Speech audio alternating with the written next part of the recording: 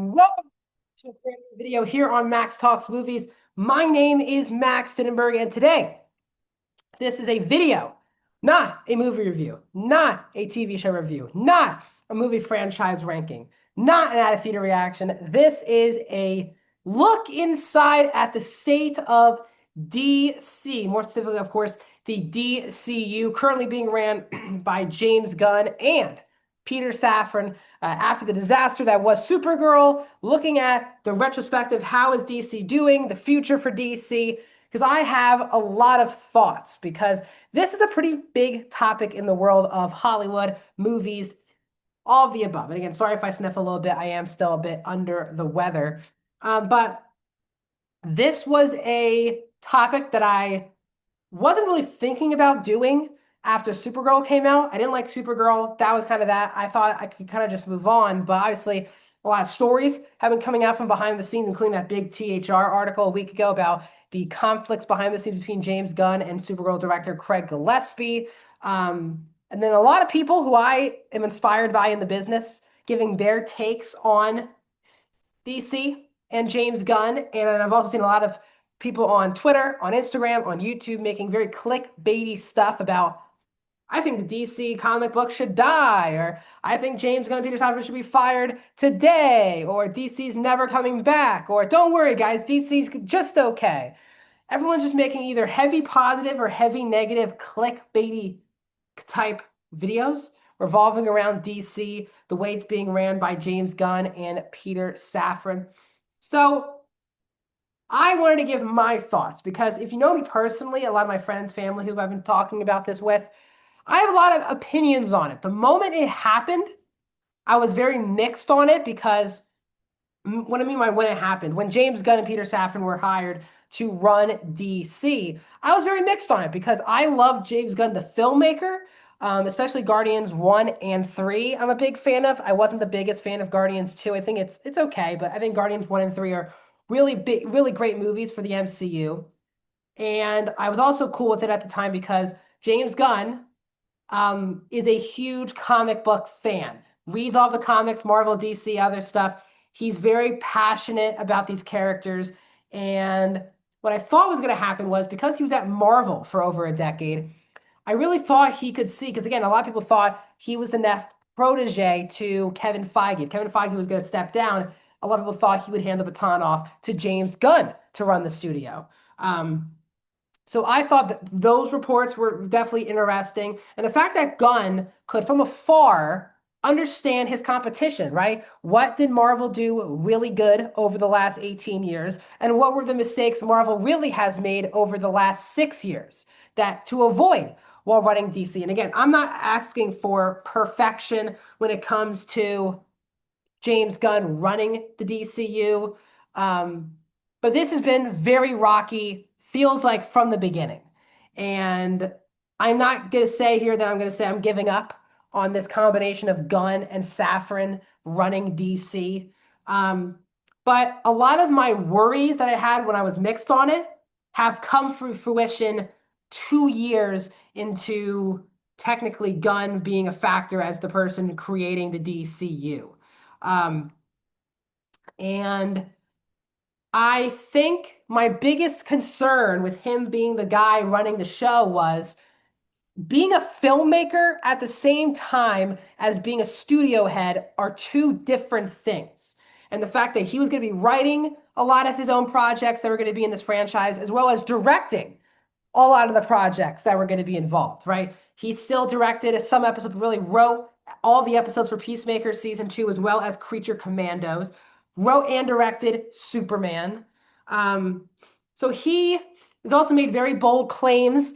Just, all those reports about Marvel never, starting to shoot a movie with a finished script. He's like, we're going to be the studio that until the script is perfect and finished, we're not going to start shooting anything.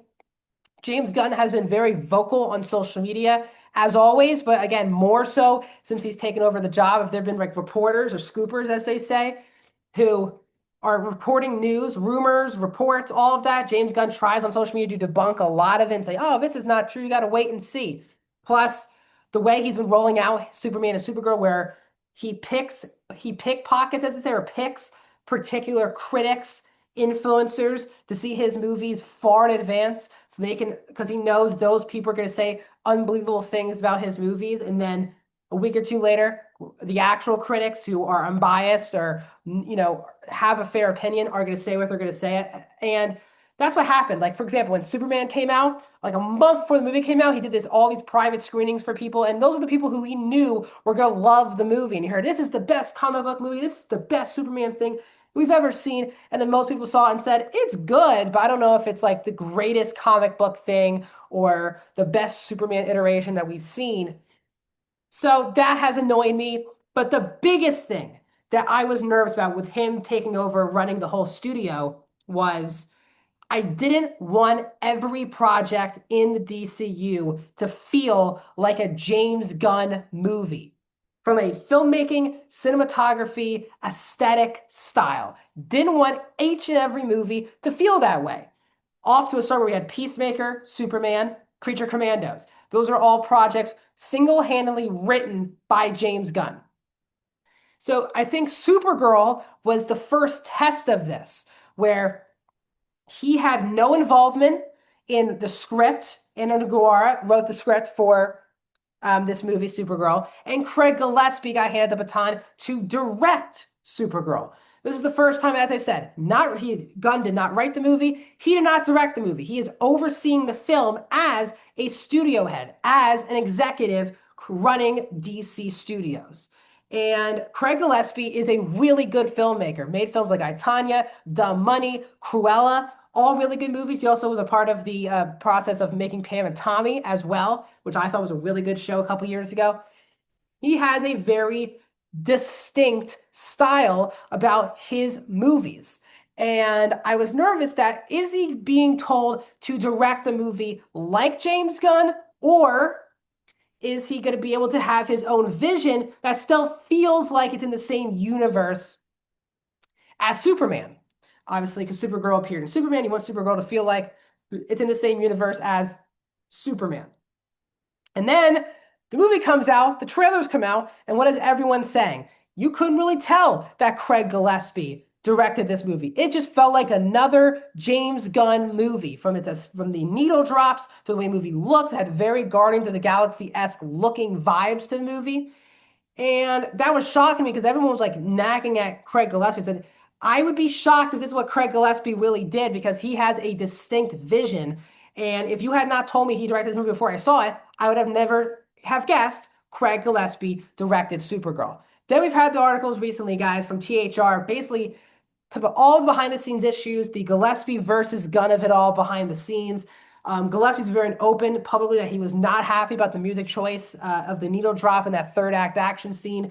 And then it came out that Gunn was the one who chose that. And then on this THR article, it was explored that they had a couple batch of test screenings, and James Gunn brought in his own editor to edit his version that he wanted of Supergirl, while Craig Gillespie originally had his own editor edit the movie. And then what they did was at this test screenings, one of the screenings was for the edited version of Craig Gillespie's vision, and the other one was what the studio wanted, the James Gunn edited version, basically, of the movie. And based on the scores, they went with the James Gunn DC Studios side of it instead of the Craig Gillespie vision of it. Am I here to tell you the Craig Gillespie vision of it was a better movie? Who knows? We're never going to know because this all happened at test screenings. But based on what they did, they thought the best idea was to do the DC Studios James Gunn overseen version of Supergirl. And a lot of back and forth, and that's a movie that hit theater. They've heard a lot of about retaliation behind the scenes between Gunn and Gillespie. And I think a lot of people were worried when Gunn took over that would directors take orders from Gunn? Because Gunn is another filmmaker. And we were all nervous that they wouldn't get the top tier, creatively fulfilling directors because they might have to fit in the sandbox of James Gunn. But when they hired Craig Gillespie, I thought, wow, that's a good risk. Has very different sensibilities than James Gunn as a filmmaker. So I don't think these movies need to feel like James Gunn movies to be in the same universe. And that was what I was worried about. Those came to fruition with Supergirl. So now we're getting My point of all of this, of explaining the THR article, is to say that these are the same exact issues that DC had just a decade ago.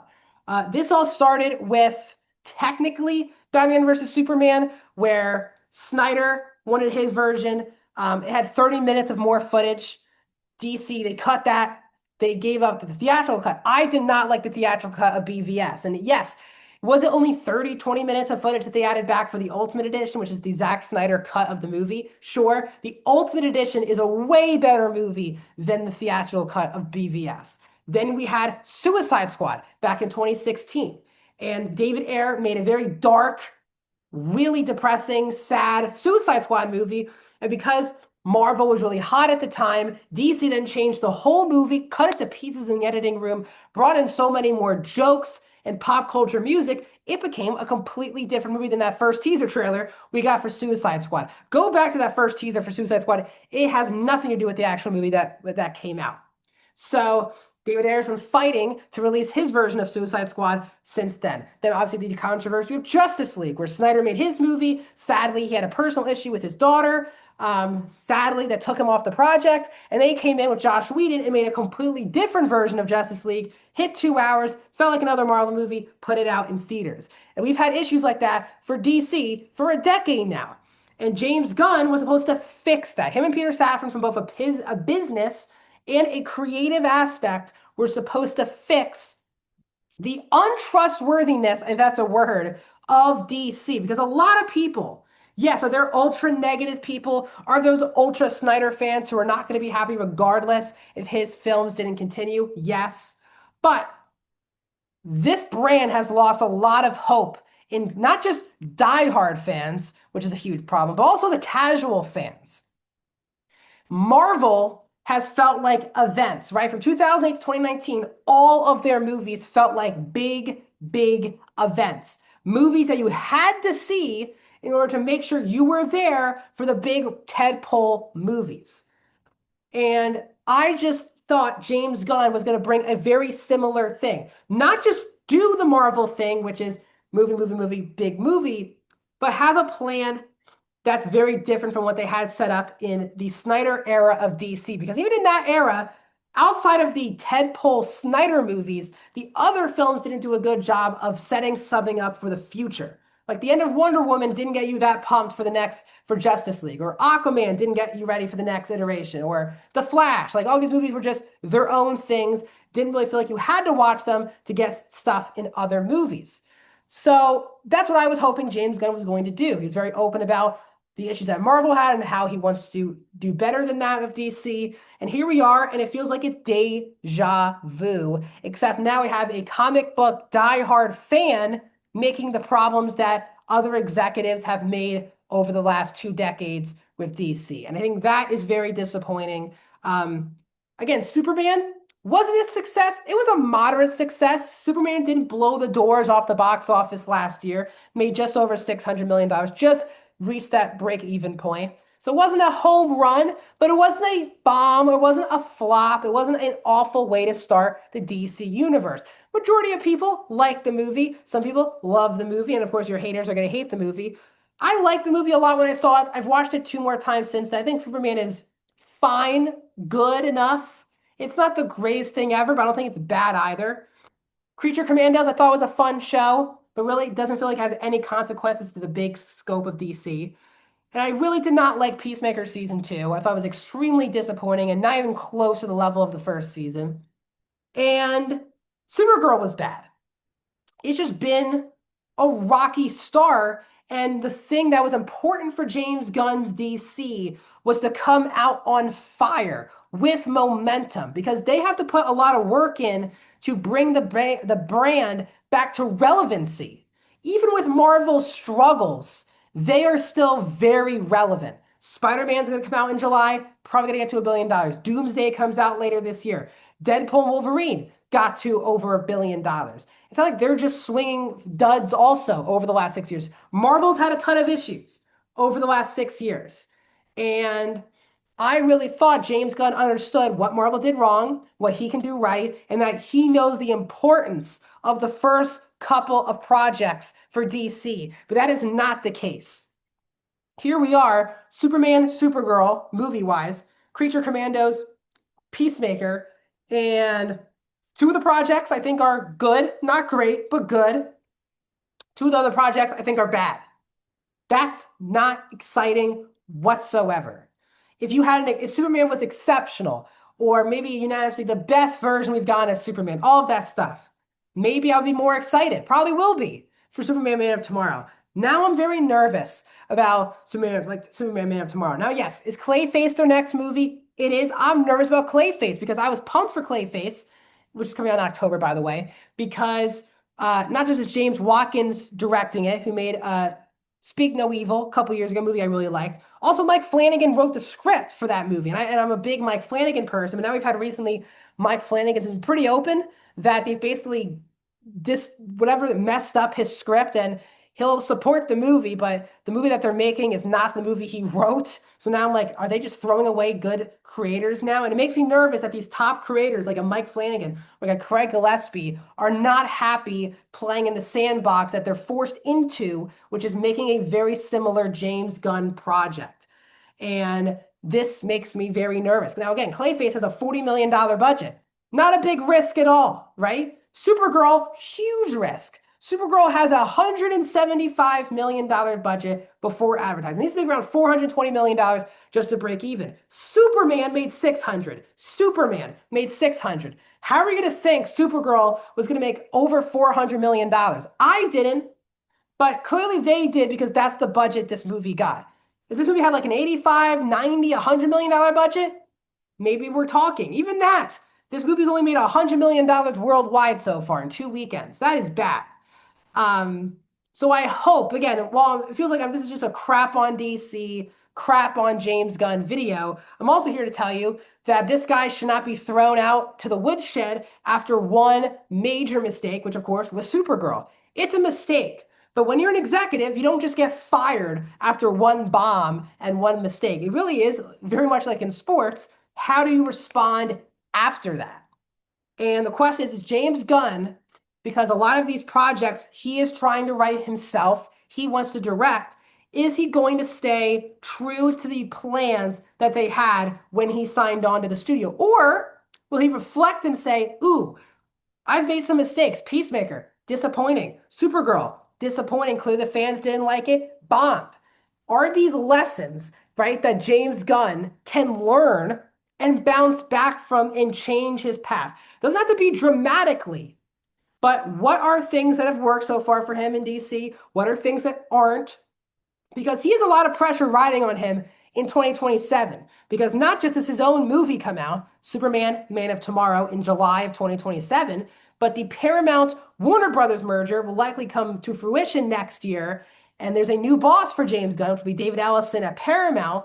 And let's just say Superman, Man of Tomorrow, critics don't like it, audiences don't like it. More importantly, box office numbers aren't good.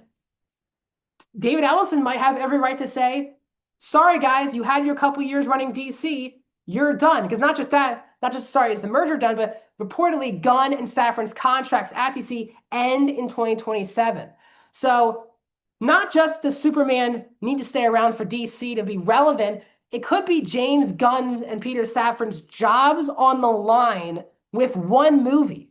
And we're only 3 to 4 years into them being running DC, but they need Superman Man of Tomorrow to be a big hit, bigger than the first Superman movie last year, and to show that there is confidence in the brand moving forward in this direction. Because if Superman 2 isn't good, or Superman 2 is a bomb, or a box office disappointment, how in David Ellison's mind, running the studio, will say, we're just going to keep things going after Supergirl bombed, after no one saw Clayface, after no one saw Creature Commandos, no one watched Peacemaker. How are we supposed to let James Gunn and Peter Safran keep this going?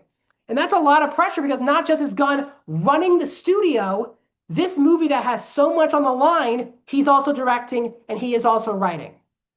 It is just all the pressure is on Gunn to execute this. Yes, Peter Safran has that business side of it. And you know what's bad when Peter Safran had to make a statement after Supergirl came out that how bad the movie did. But again, are they hamstrung by not being able to do Batman? Yes, because again, I agree. I don't want to see two Batman movies going out at the same time. focus on one. That's what the Matt Reeves universe is doing. But I think the success of the Matt Reeves Pattinson franchise has hamstrung Gunn into just making Superman movies, sure, but he also can make a Wonder Woman movie right away. They could have done Aquaman, they could have done The Flash, they could have done, as I said, Wonder Woman out of the gate. Instead, James Gunn seems so infatuated with small characters trying to surprise the world and do boffo business like he did with Guardians of the Galaxy. You could say also with Suicide Squad in 2021. But again, Guardians of the Galaxy, guys, came out 12 years ago. And a big reason why it also did well was it was already a part of that factory of Marvel hit after Marvel hit. That was the peak days of superhero content, the peak superhero era of Marvel. And now, not every comic book movie will get butts and seats anymore. It's not just like a DC or Marvel movie, and that means millions and millions of dollars are going to go to those movies. People become much stricter because people have lost faith in honestly both brands and really superhero content as a whole. They don't feel like events anymore. If you have to pay for those, IMAX or Dolby, you got to pay a lot more money. If you're going to pay that much more money to go see this movie, better be good. And I think superhero content as a whole has lost the event feel. As what Marvel really did well from 08 to 19 was it felt like you could not miss a Marvel movie. You could not, because it sets up, you know what exactly that movie is setting up and where it's going and what movie that character is showing up in next. Both franchises have kind of lost track of that because obviously TV was a huge factor for Marvel because they had so many TV shows, people could not keep up with it. And then those TV characters became movie characters on the big screen, that hurt and limited their audience. And DC is the same thing. Superman is a moderate hit, not a great hit. But let's do a Jimmy Olsen spinoff. Let's do a Mr. Terrific spinoff. Like, who are really asking for these projects? You don't want to shrink your audience. You want to make all of your properties, TV and movies, feel like events, feel like casual and diehards can't miss those projects. Like someone like me, I'm not going to miss any of these projects at all. Not just because it's my job, obviously, here being a critic, but also I care about DC and Marvel where I don't want to miss any of their content. But a lot of my friends and family who loved Marvel and DC have skipped many shows, many movies, because they can't keep track on what matters and what doesn't matter. And I really thought Gunn and Safran would do that. But Supergirl, there's no post-credit scene. Sure, she'll show up in Superman Man of Tomorrow, but I don't think watching Supergirl gets you excited to see Supergirl again in Superman Man of Tomorrow. Clayface is a Batman villain. We're getting a Batman villain movie before we're even getting Batman in this universe. It's confusing. I think James Gunn can turn, and Peter Safran can turn this around, but I'm worried. I think everyone has every right to be worried because there's so much pressure on one project next year.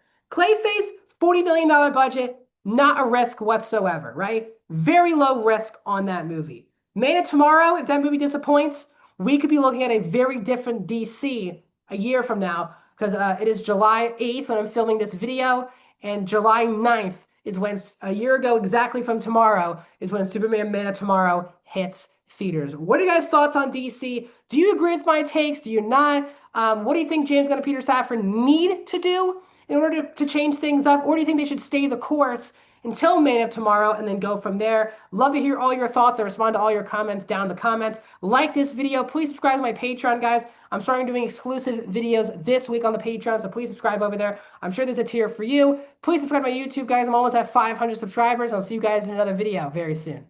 Thank you guys so much.